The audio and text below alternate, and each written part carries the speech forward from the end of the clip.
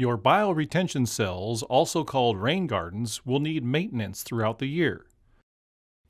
Bioretention cells rely on well-draining soil and plants to trap stormwater pollutants.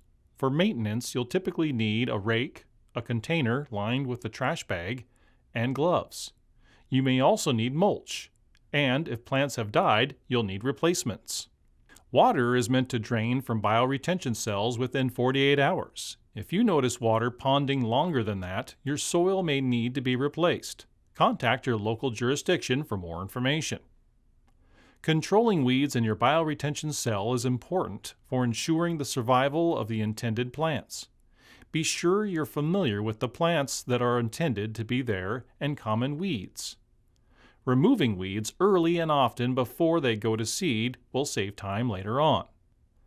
After clearing out the weeds from the facility, remove trash and debris and check the overflow structure for obstructions.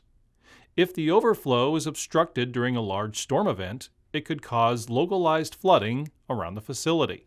Plants in new bioretention cells must be watered throughout the summer for the first 3 years to become established. Occasionally, plants die and need to be replaced. Ask your local jurisdiction for a list of approved plants. Replace plants from late fall to early spring and be prepared to water the plants during the summer for the first 3 years to help them establish.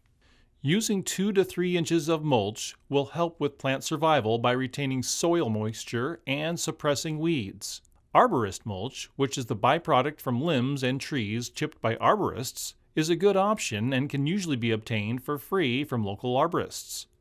Check with your local jurisdiction about preferred mulches. Contact your local jurisdiction for information about inspections and requirements specific to your stormwater facility.